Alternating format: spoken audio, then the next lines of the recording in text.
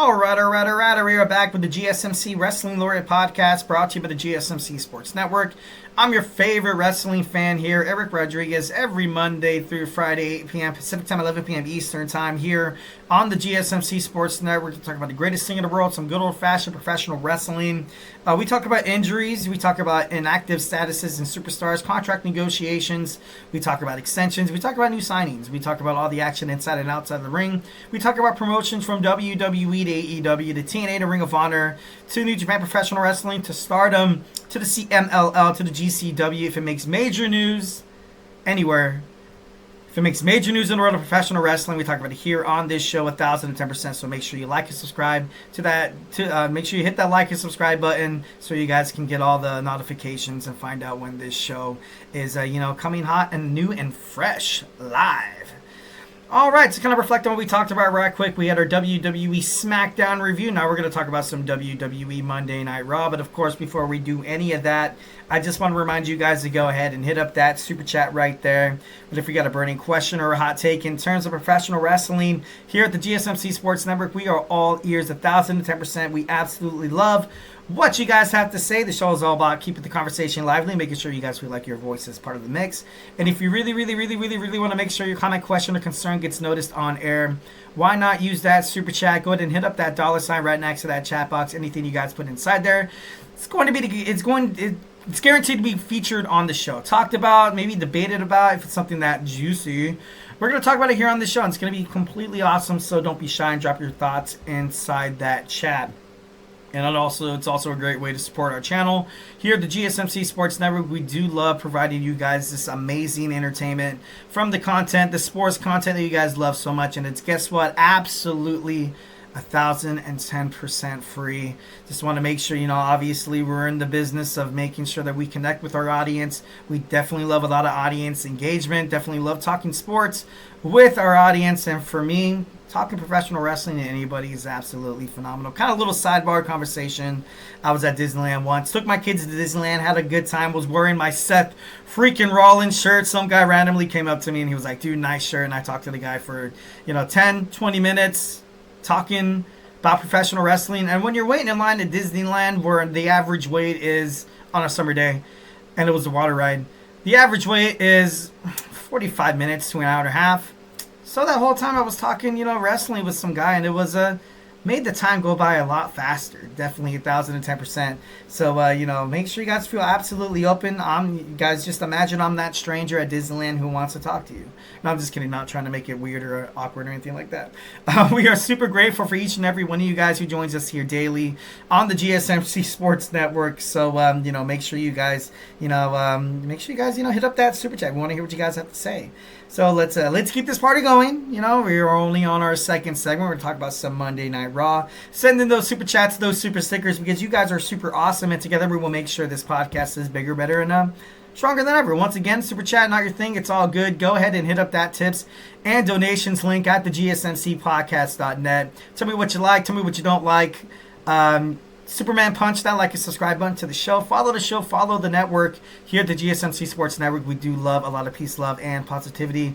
1010%. But of course, in talking sports, it's inevitable. There's going to be disagreements. There's going to be criticisms. And guess what? It's all good in the neighborhood. It's all gravy, baby.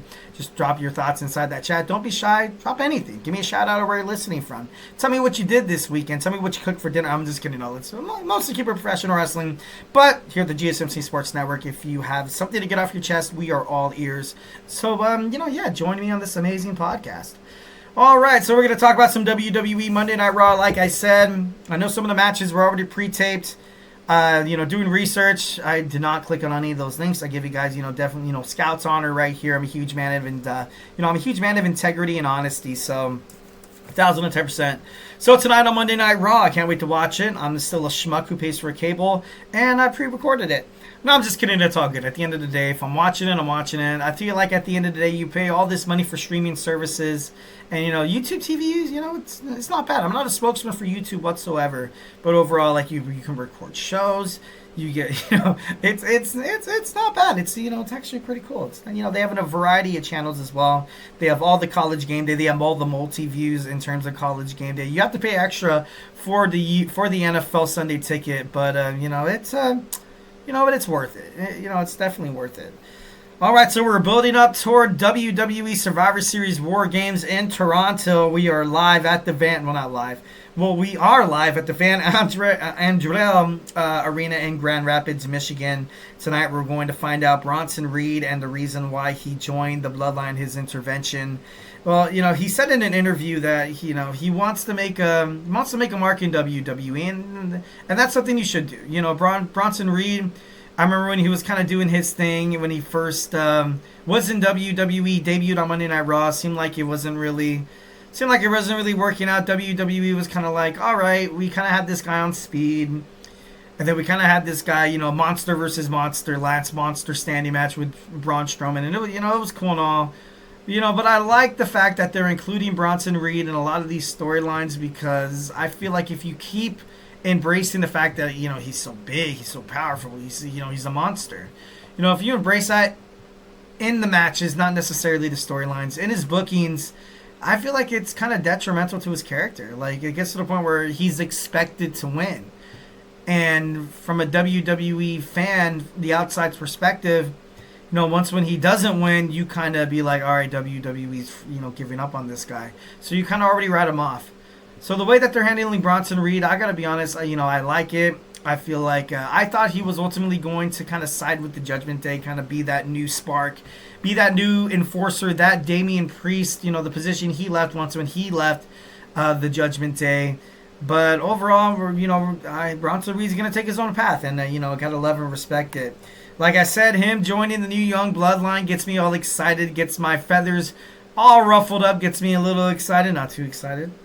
I'm just kidding. No, Seth Rollins is probably going to join the original Bloodline at this point with the storylines. It makes no sense for him not to do so.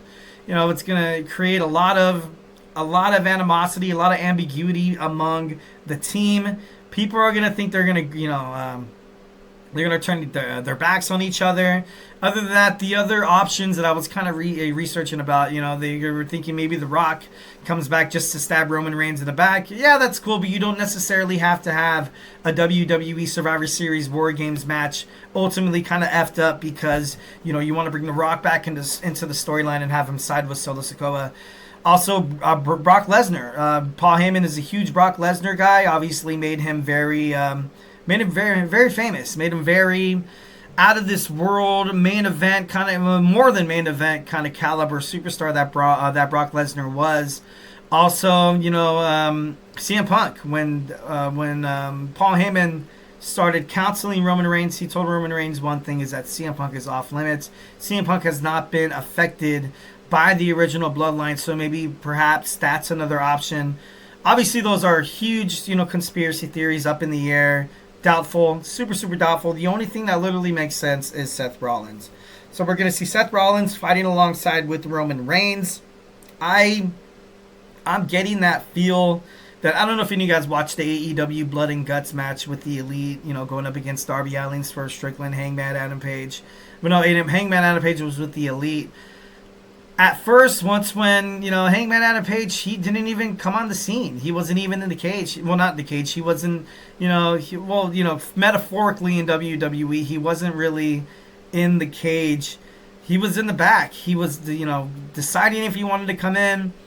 Obviously, it didn't take till Swerve Strickland entered the match for him to finally come out there, and he only wanted to fight one guy. It was Swerve Strickland.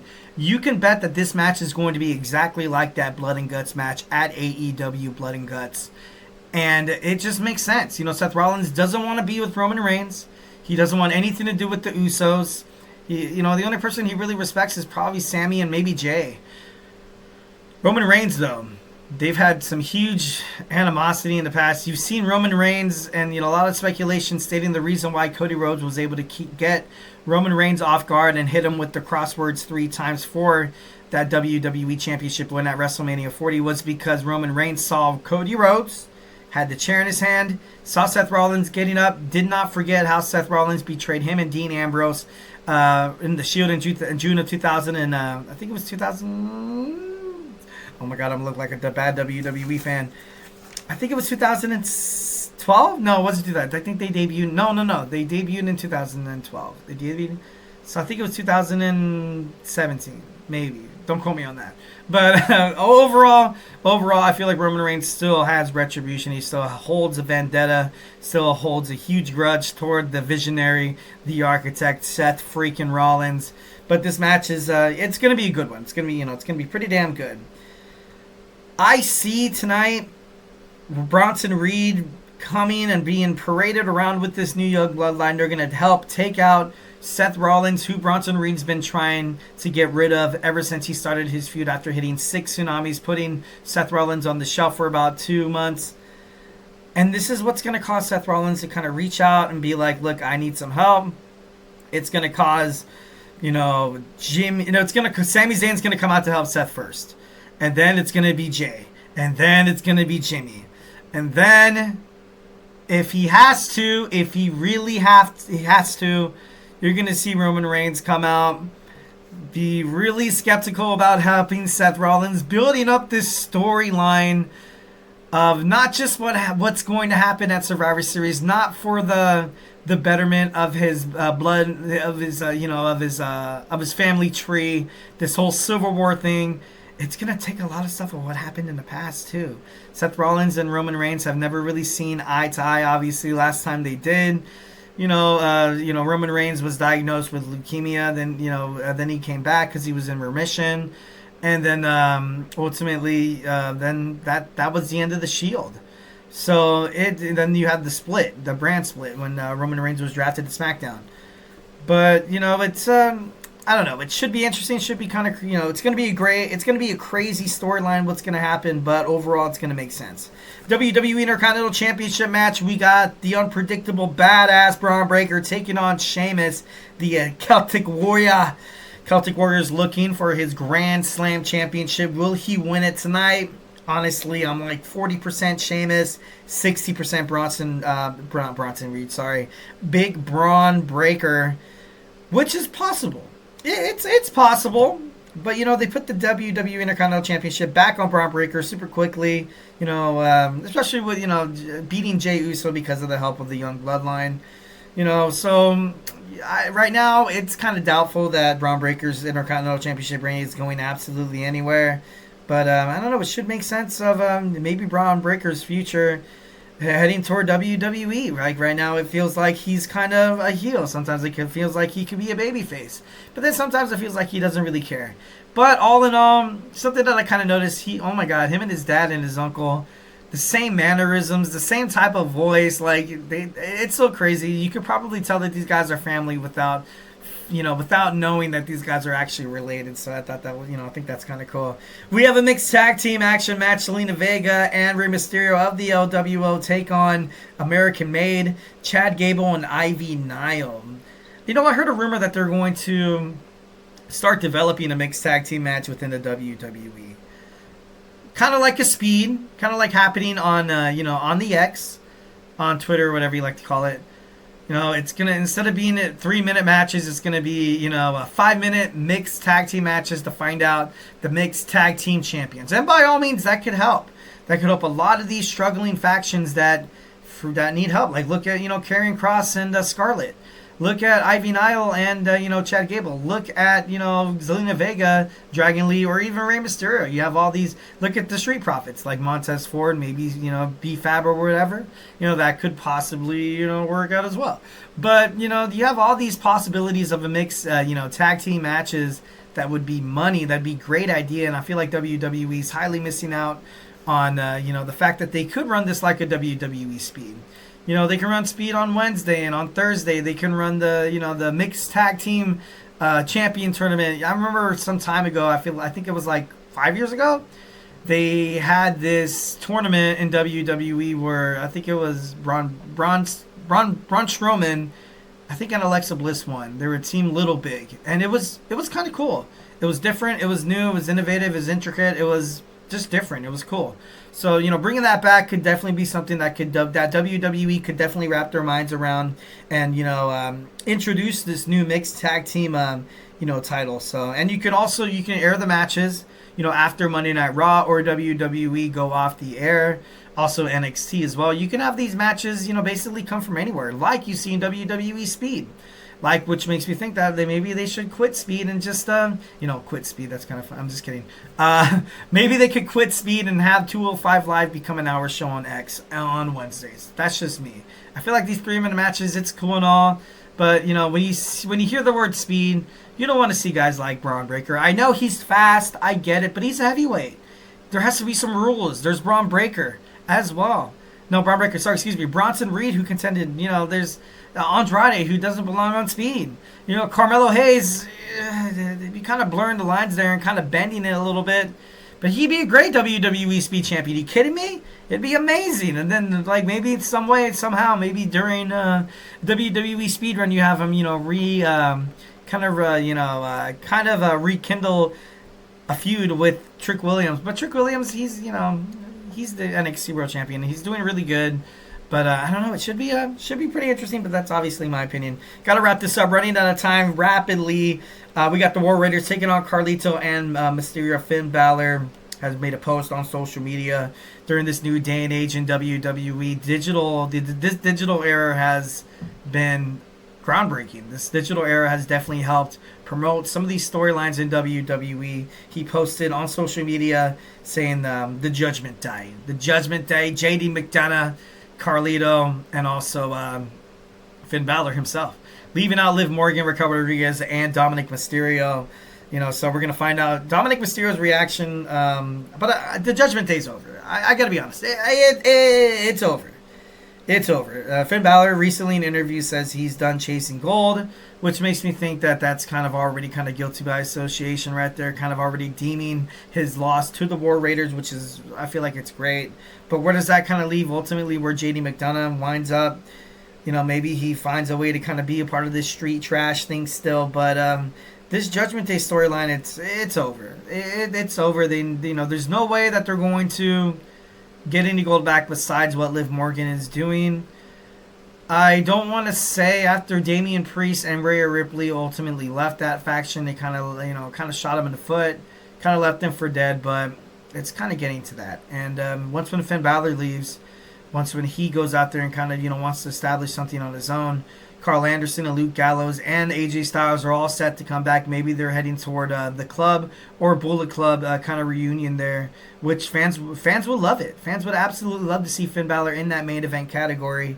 So, but I don't know. It's kind of leaving a lot of these superstars up for dead. So you wouldn't shock me within the next couple of months you find out Carlito, maybe JD McDonough are not signed to WWE. So it should be interesting. Xavier Woods, Kofi Kingston, still at odds. We're just going to get more of that probably tonight. Damage Control is going to continue to feud with the PFC. Also, crossing my fingers, we're going to get the Women's Intercontinental Championship title tournament announced. Damien Priest build up with Gunther for their WWE World Heavyweight Championship at Survivor Series. The Final Testament, hopefully, and I'm crossing my fingers for this one as well, is going to fight the White Six in WarGames. Oh my God, just imagine it. Just that coming out of my mouth. Just, oh my gosh, so good. I'm just kidding, moving on. So next we're going to talk about Netflix streaming difficulties concern WWE. Obviously, those who watched the Mike Tyson and Jake Paul fight on Friday, whether you got it or you didn't get the streaming or anything like, buffering or blurriness, or you got the loading screen on the whole time where, you kind of look around the living room and you're kind of like, you invited a whole bunch of your friends over and you're like, guys, you guys want to see the Jake Paul Mike Tyson fight? This is going to be so stupid but yet so entertaining, and all of a sudden you start buffering and the guy looks at you like, dude, you pay your internet bill? And you're like, man, screw you, I'm just kidding. No, not like that happened to me at all, I'm just kidding. No, but all in all, we're going to talk about that when we come back, so hey, do not go anywhere.